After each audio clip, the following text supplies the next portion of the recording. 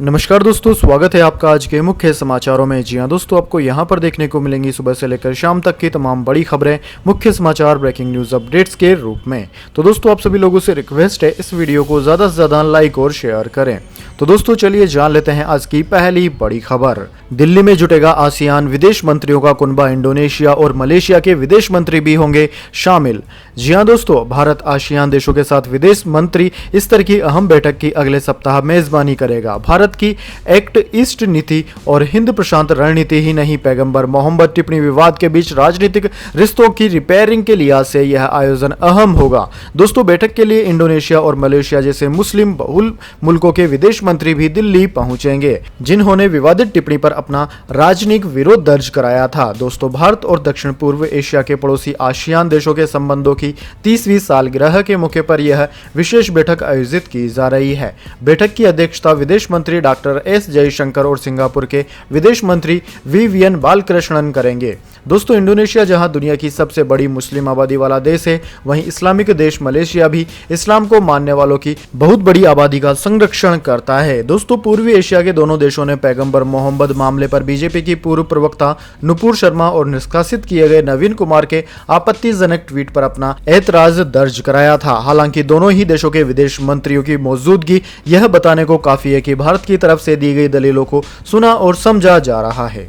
इसके बाद दोस्तों अगली बड़ी खबर, लॉरेंस बिश्नोई गैंग ने पब्लिसिटी के लिए दी सलमान खान को धमकी, गिरफ्तार हुए महाकाल ने किया खुलासा। जी हां दोस्तों, पिछले कुछ दिनों से सलमान खान को मिली धमकी का केस काफी तेजी से आगे बढ़ता नजर आ रहा है। मुंबई क्राइम ब्रांच एक्शन में है। बुधवार को पूरी टीम दिल्ली पहुंची थी। लॉरेंस बिश्नोई गैंग से कई घंटों पूछताछ चली। अब इस खबर पर जो नया अपडेट सामने आया है उसमें बताया जा रहा है कि लॉरेंस बिश्नोई गैंग ही सलमान खान को धमकी देने के पीछे है। विक्रम बराड़ के कहने पर यह धमकी दी गई, जो बिश्नोई का एसोसिएट है। दोस्तों, बराड़ इस समय कनाडा में है। इस पर 2 दर्जन से ज्यादा केस दर्ज हैं। दोस्तों, खबर के मुताबिक मुंबई में सलमान खान को धमकी देने के लिए 3 लोग मुंबई आए थे।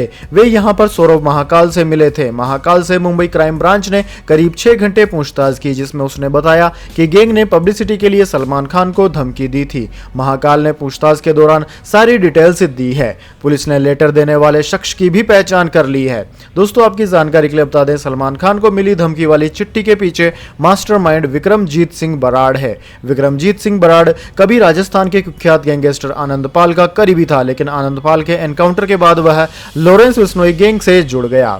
इसके बाद दोस्तों अगली बड़ी खबर, सिद्धू मूसेवाला को लेकर मीका सिंह ने किया बड़ा खुलासा, बताया कब से मिल रही थी जान से मारने की धमकियां। जी हां दोस्तों, पंजाबी सिंगर सिद्धू मूसेवाला की मौत के बाद से हर तरफ उनकी चर्चा अब भी बनी हुई है। इसी बीच सिद्धू मूसेवाला को लेकर एक मशहूर पंजाबी सिंगर मीका सिंह ने बड़ा खुलासा किया है। मीका ने हाल ही में बताया कि सिद्धू काफी लंबे समय से मौत की धमकियों से जूझ रहे थे। साथ ही मीका सिंह ने कहा कि सिद्धू मूसेवाला की सरेआम हत्या करने वाले हत्यारों के खिलाफ कड़ी से कड़ी कार्यवाही की जानी चाहिए। हाल ही में एक इंटरव्यू के दौरान मीका ने कहा कि सिद्धू मूसेवाला को पिछले 5 साल से जान से मारने की धमकियां मिल रही थी। बतौर मीका साल 2017 में मेरी और सिद्धू मूसेवाला की मुलाकात लंदन में हुई थी। उस दौरान उसने मुझे बताया था कि उसे फोन पर कोई शख्स मौत की धमकियां दे रहा है। ऐसे में इस हालात को उसे हैंडल करना चाहिए। ये सब बातें वह मुझसे कर रहा था। उसने कहा था कि वह ऐसी धमकी भरे फोन कॉल पहले से भी सुन रहा है। इसके अलावा सिद्धू मूसेवाला ने कहा कि पाजी धमकी देने वाला व्यक्ति असली है या नकली, इसके बारे में भी पता नहीं चल पा रहा। इसके बाद दोस्तों अगली बड़ी खबर, राज्यसभा चुनाव, राजस्थान में दिलचस्प हुआ मुकाबला, महाराष्ट्र और हरियाणा का भी जाने चुनावी समीकरण। जी हां दोस्तों, राजस्थान, महाराष्ट्र और हरियाणा में एक्स्ट्रा उम्मीदवार उतारे जाने की वजह से अब वोटिंग के जरिए ही तय हो पाएगा कि कांग्रेस से कौन कौन से उम्मीदवार उच्च सदन जा पाएंगे। दोस्तों, आपकी जानकारी के लिए बता दें, राजस्थान ने कांग्रेस से रणदीप सिंह सुरजेवाला, मुकुल वासनिक और प्रमोद तिवारी को उम्मीदवार बनाया है। कांग्रेस ने तीनों को राज्यसभा भेजने की जिम्मेदारी प्रदेश के मुख्यमंत्री अशोक गहलोत को दी है। राजस्थान में राज्यसभा की 4 सीटें हैं और उम्मीदवार 5 है। बीजेपी समर्थित उम्मीदवार सुभाष चंद्रा के आने से मुकाबला दिलचस्प हो गया है। इसलिए दोस्तों अब वोटिंग के जरिए ही तय हो पाएगा कि कौन जीतेगा। आंकड़े की बात करें तो राजस्थान में एक राज्यसभा सीट के लिए 41 विधायकों के समर्थन की जरूरत पड़ती है। कांग्रेस के पास 109 विधायक है। कांग्रेस दावा कर रही है कि निर्दलीय विधायकों के समर्थन से 125 वोट कांग्रेस के पाले में है। इसके बाद दोस्तों अगली बड़ी खबर, चौथी लहर का बढ़ रहा है खतरा, महाराष्ट्र में संक्रमण ने पकड़ी रफ्तार, 24 घंटे में कोविड के 2813 नए मामले हुए दर्ज। जी हां दोस्तों, महाराष्ट्र में बृहस्पतिवार को कोविड-19 के 2813 नए मामले सामने आए, जो पिछले करीब 4 महीने में एक दिन के सबसे ज्यादा मामले हैं। वहीं दोस्तों पिछले 24 घंटे में एक मरीज की संक्रमण से मौत भी हुई है। राज्य के स्वास्थ्य विभाग ने यह जानकारी दी है। दोस्तों विभाग ने बताया कि राज्य में उपचाराधीन मरीजों की संख्या बढ़कर 11,571 हो गई है। बुलेटिन के मुताबिक नए मामलों में से केवल अकेले मुंबई में 1702 मामले आए हैं और राज्य में दर्ज एकमात्र मौत भी महानगर में ही हुई है। विभाग ने बताया कि 15 जनवरी को आए 2831 मामलों के बाद एक दिन में महाराष्ट्र में सबसे अधिक संक्रमितों की संख्या बृहस्पतिवार को दर्ज की गई। सरकारी आंकड़ों के मुताबिक इसके साथ ही राज्य में अब तक कोरोना वायरस संक्रमण से 79,01,628 मामले सामने आ चुके हैं और जिनमें से 1,47,867 लोगों की मौत हो चुकी है। इसके बाद दोस्तों अगली बड़ी खबर, 15 जून के बाद यूपी, एमपी और दिल्ली पहुंचेगा मानसून, असम, मेघालय और अरुणाचल प्रदेश में भारी बारिश का है अलर्ट। जी हां दोस्तों, महाराष्ट्र में मानसून आने वाला है। 2 दिन बाद यहां बारिश के आसार हैं। गुजरात में भी इसका असर देखने को मिल रहा है। राजस्थान, उत्तर प्रदेश, दिल्ली, हरियाणा, झारखंड, मध्य प्रदेश और छत्तीसगढ़ में मानसूनी बारिश को पहुंचने में 1 हफ्ता लग जाएगा। दोस्तों मौसम विज्ञान विभाग ने 15 जून के बाद इन दिल्ली समेत 7 राज्यों में बारिश की संभावनाएं जताई है।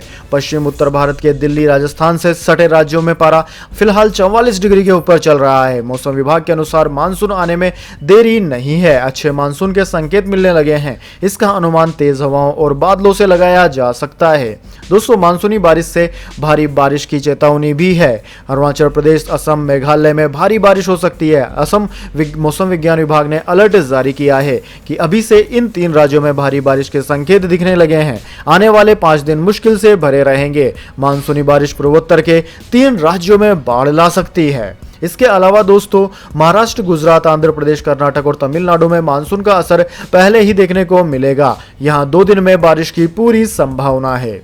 इसके बाद दोस्तों अगली बड़ी खबर, national Herald case, Rahul Gandhi की 13 जून को ईडी के सामने पेशी, दिल्ली में जुटेंगे कांग्रेस के सांसद। जी हां दोस्तों, राहुल गांधी की 13 जून को नेशनल हेराल्ड केस में परिवर्तन निदेशालय के सामने पेशी होनी है। कांग्रेस ने ईडी के सामने राहुल गांधी की पेशी से पहले सभी सांसदों को पार्टी मुख्यालय पहुंचने को कहा। सांसदों के अलावा पार्टी के सभी वरिष्ठ नेता राहुल गांधी के साथ ईडी दफ्तर तक मार्च करेंगे।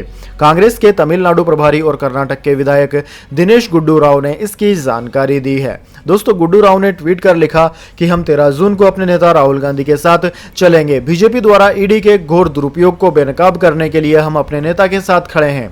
पूरी ताकत के साथ इस फांसीवादी ताकत का मुकाबला करेंगे। भारत की जनता को समझना होगा कि देश का संविधान खतरे में है।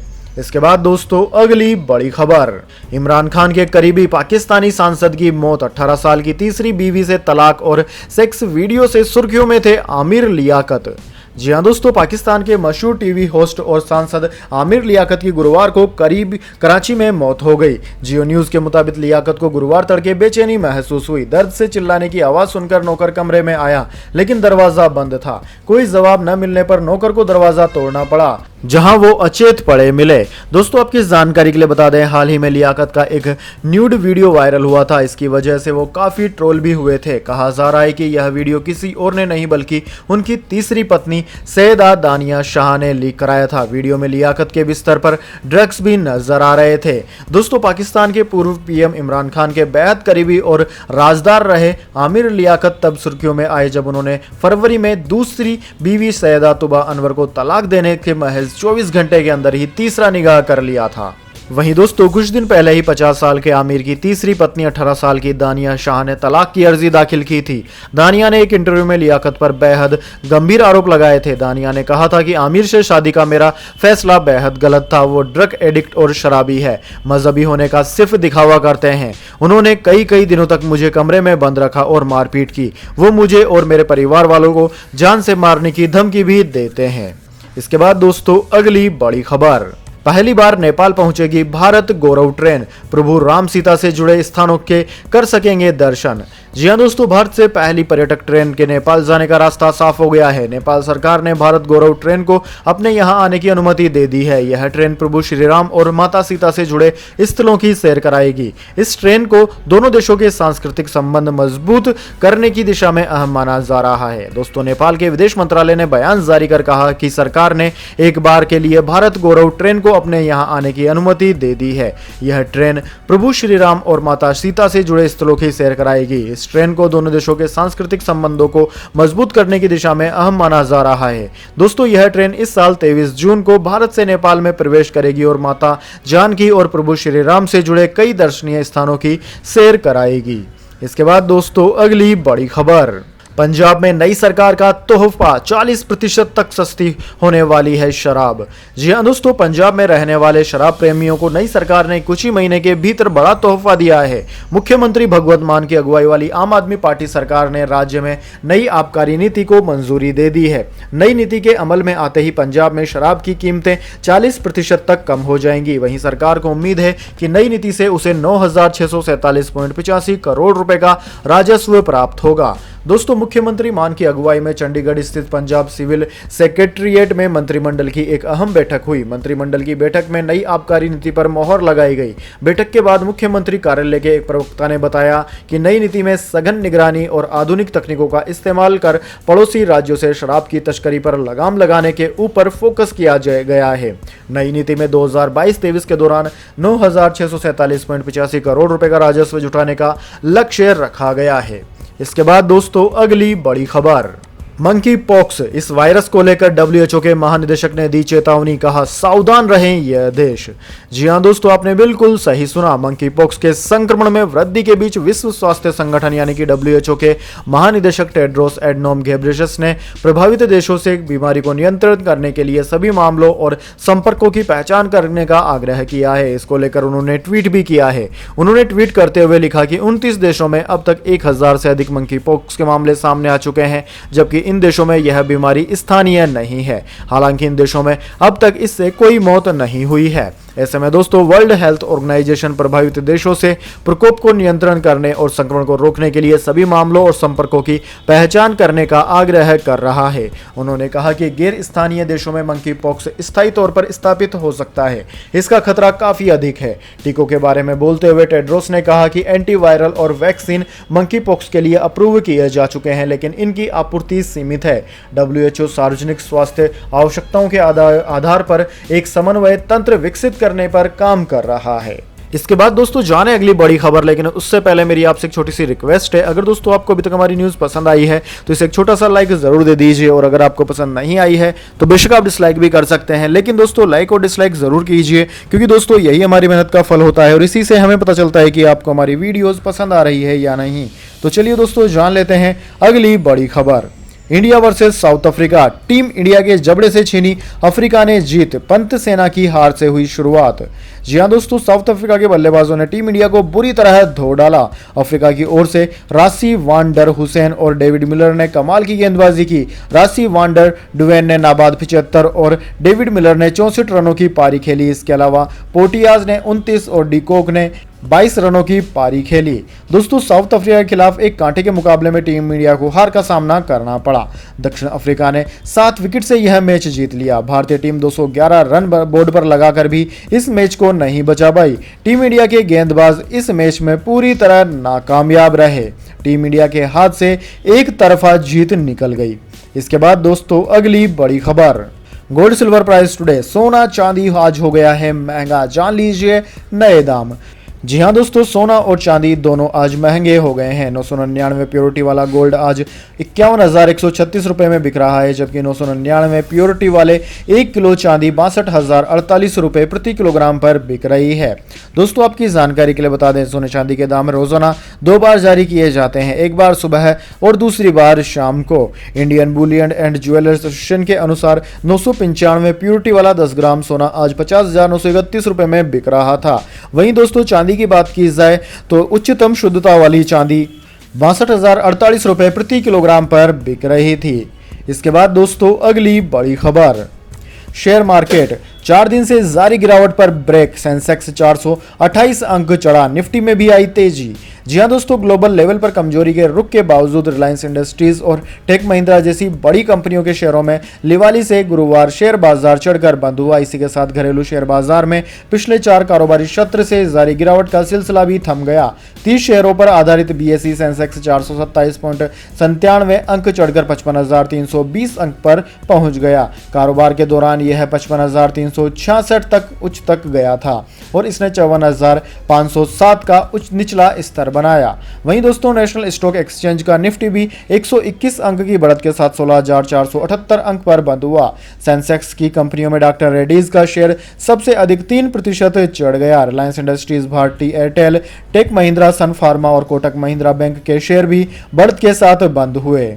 इसके बाद दोस्तों, अगली बड़ी खबर, सीमा पर चीन के निर्माण कार्य पर सरकार बनाए हुए है पैनी नजर, विदेश मंत्रालय ने कहा। जी हां दोस्तों, पूर्वी लद्दाख में चीन के साथ जारी गतिरोध के बीच विदेश मंत्रालय ने बृहस्पतिवार को कहा है कि सरकार पश्चिमी क्षेत्र में चीन द्वारा सीमावर्ती क्षेत्रों में बुनियादी ढांचे के निर्माण समेत सभी घटनाक्रम पर सावधानीपूर्वक नजर रखती है तथा क्षेत्रीय अखंडता एवं संप्रभुता की रक्षा के लिए सभी उपाय करने को प्रतिबद्ध है। दोस्तों, विदेश मंत्रालय के प्रवक्ता अरिंदम बागची ने साप्ताहिक प्रेस वार्ता में बृहस्पतिवार को यह बात कही। उनसे अमेरिकी सेना के प्रशांत क्षेत्र के कमांडिंग जनरल चार्ल्स ए फ्लेनिंग के बुधवार को दिए गए बयान के बारे में पूछा गया था, जिसमें उन्होंने कहा था कि भारत से लगती सीमा के निकट चीन द्वारा कुछ रक्षा बुनियादी ढांचे स्थापित किए जाना चिंता की बात है। इसके बाद दोस्तों, अगली बड़ी खबर, सीबीआई ने नोटिस में देरी कर कहा पंजाब पुलिस का लेटर मर्डर के बाद मिला। जी हां दोस्तों, पंजाबी सिंगर सिद्धू मूसेवाला की हत्या के मामले में गैंगस्टर गोल्डी बराड़ के खिलाफ इंटरपोल ने रेड कॉर्नर नोटिस जारी कर दिया है। हालांकि पंजाब पुलिस ने कहा है कि उन्होंने काफी पहले केंद्रीय जांच ब्यूरो से नोटिस के लिए अपील की थी। अब सीबीआई ने पंजाब पुलिस को जवाब दिया है। दोस्तों, सीबीआई ने कहा है कि हमें पंजाब पुलिस का ईमेल 30 मई को मिला था, उसी में 19 मई वाला लेटर भी अटैच था। इसके बाद तुरंत रेड कॉर्नर नोटिस के लिए इंटरपोल को सूचना भेज दी गई। सिद्धू मूसेवाला की हत्या 29 मई को हुई थी। अब दोस्तों, सवाल यह है कि क्या उसके बाद पंजाब पुलिस की नींद टूटी और लेटर सीबीआई को भेजा गया। हालांकि पंजाब पुलिस के अफसरों ने इस पर चुप्पी साध रखी है। इसके बाद दोस्तों, अगली बड़ी खबर, बर्फ के नीचे खोजी गई दूसरी दुनिया, रिसर्चर ने इस वर्ल्ड को लेकर किए बड़े दावे। जी हां दोस्तों, वैज्ञानिकों ने अंटार्कटिका में बर्फ की सतह से 500 मीटर तक खुदाई कर एक बड़ी खोज की है। ये रिसर्चर क्लाइमेट चेंज को लेकर रिसर्च कर रहे थे, लेकिन इन्हें तो यहाँ पूरा का पूरा नया इकोसिस्टम ही मिल गया। दोस्तों, क्लाइमेट चेंज पर काम करते करते इन्होंने इतनी बड़ी गुफा की खोज कर डाली। न्यूजीलैंड के इन वैज्ञानिकों ने यहाँ एक ऐसी गुफा को ढूंढा है जहाँ केवल इक्वेटिक जीवन का अस्तित्व है। वहां पर मौजूद संगठनों में राष्ट्रीय बल और वायुमंडलीय संस्थान और भूवैज्ञानिकों और परमाणु विज्ञान, साथ ही वेलिंगटन, ऑकलैंड और ओटोंगा के विश्वविद्यालय भी शामिल हैं। दोस्तों, इस दुनिया में कई तरह के जीव देखने को मिले, जिनमें लॉबस्टर्म और क्रैब्स भी शामिल हैं। बर्फीली सतह से नीचे जाते जाते कुछ एम्फीपोड्स भी रिसर्चर्स को देखने को मिले। द टाइम्स नाउ में छपी रिपोर्ट के मुताबिक रिसर्चर बताते हैं कि उन्हें ऐसा लग रहा था कि उनका कैमरा खराब हो गया है, लेकिन कैमरे को फोकस करने पर उन्हें कुछ ऑर्थोपोड्स भी दिखाई दिए। रिसर्चर इतना सब कुछ देखकर काफी सरप्राइज और खुश थे। इस तरह की खोज वाकई में हैरान कर देने वाली है। इसके बाद दोस्तों, अगली बड़ी खबर, कोटक महिंद्रा बैंक ने सेविंग अकाउंट और एफडी पर बढ़ाई ब्याज दरें। जी हां दोस्तों, भारतीय रिजर्व बैंक की ओर से रेपो रेट में दोबारा बढ़ोतरी के बाद अब बैंक भी ब्याज दरें बढ़ाने लगे हैं। इसी कड़ी में प्राइवेट सेक्टर के कोटक महिंद्रा बैंक ने गुरुवार को सेविंग अकाउंट और फिक्स्ड डिपॉजिट यानी कि एफडी पर ब्याज दरों में बढ़ोतरी करने की घोषणा कर दी है। बैंक ने 50 लाख रुपए से अधिक डिपॉजिट वाले सेविंग अकाउंट्स पर ब्याज दर 3.5% से बढ़ाकर 4% कर दी है। हालांकि दोस्तों, ब्याज की यह नई दरें 13 जून 2022 से लागू होंगी। बैंकों की ब्याज दरों में बढ़ोतरी से ट्रेडेंशियल इंस्ट्रूमेंट में निवेश करने वाले निवेशकों को काफी फायदा होगा। कोटक महिंद्रा बैंक ने 50 लाख रुपए से कम की डिपॉजिट वाले सेविंग अकाउंट्स पर ब्याज दरों में कोई बदलाव नहीं किया है। यह मौजूदा 3.5% पर स्थित है। दोस्तों, बैंक ने फिक्स्ड डिपॉजिट पर ब्याज दरों में 10 से 15 बेसिक पॉइंट्स यानी कि 0.10% से 0.15% तक का इजाफा किया है। बैंक की नई ब्याज दरें 10 जून 2022 से प्रभावी होंगी। इस बैंक ने 1 साल से ज्यादा अवधि की 2 करोड़ रुपए से कम की फिक्स डिपॉजिट पर ब्याज दरों में बढ़ोतरी कर दी है। इसके बाद दोस्तों, अगली बड़ी खबर, राहुल गांधी को फिर से पार्टी अध्यक्ष बनाने की मांग, युवा कांग्रेस ने प्रस्ताव कर दिया पारित। जी हां दोस्तों, कांग्रेस की युवा इकाई ने बृहस्पतिवार को प्रस्ताव पारित कर राहुल गांधी को फिर से पार्टी का अध्यक्ष बनाने की मांग की है। भारतीय युवा कांग्रेस की ओर से जारी बयान के मुताबिक हिमाचल प्रदेश के कांगड़ा में हुई संगठन की कार्यकारिणी बैठक में यह प्रस्ताव और कुछ अन्य प्रस्ताव पारित किए गए। बयान में कहा गया है कि 2 दिवसीय बैठक में संगठन के प्रमुख कार्यक्रमों जैसे कि यूथ जोड़ो, बूथ जोड़ो, यूथ कनेक्ट कार्यक्रम, एक बूथ 5 यूथ, आगामी विधानसभा चुनाव के संबंध में चुनाव प्रबंधन कार्यक्रम और आंतरिक संगठन के चुनाव और सदस्यता के संबंध में विचार विमर्श किया गया है। संगठन ने कहा कि भारतीय युवा कांग्रेस की राष्ट्रीय कार्यकारिणी बैठक में कई मुख्य संकल्प संगठन की दृष्टि से और देश के ज्वलंत मुद्दों के नजरिए से पारित किए गए। इन सब में एक मुद्दा राहुल गांधी को फिर से अध्यक्ष बनाने का भी था। तो दोस्तों, यह थी आज की तमाम बड़ी खबरें। इसके बाद दोस्तों अब बारी आती है आज के माइंड क्यूज क्वेश्चन की। जी हाँ दोस्तों, एक आसान से सवाल का जवाब देकर आप जीत सकते हैं एक अमेजिंग सरप्राइज गिफ्ट हमारे यूट्यूब चैनल की ओर से। तो दोस्तों, आज का सवाल आपकी स्क्रीन पर आ चुका है। ओडीआई क्रिकेट में एक पारी में कितने ओवर फेंके जाते हैं? जी हाँ दोस्तों, वनडे इंटरनेशनल मैच में एक पारी के दौरान कितने ओवर फेंके जाते हैं? अगर आप जानते हैं ओवरों की संख्या तो जल्दी से कमेंट बॉक्स में लिख दीजिए। अगर दोस्तों आपका जवाब होता है एकदम सही और आप चुने जाते हैं लकी विजेता के रूप में, तो आपको मिल सकता है एक अमेजिंग सरप्राइज गिफ्ट हमारे यूट्यूब चैनल की ओर से। तो दोस्तों जल्दी से अपना उत्तर कमेंट बॉक्स में लिख दीजिए, वीडियो को लाइक कर लीजिए और चैनल को सब्सक्राइब करके बेल आइकन भी दबा लीजिए। धन्यवाद। वंदे मातरम। जय हिंद, जय भारत।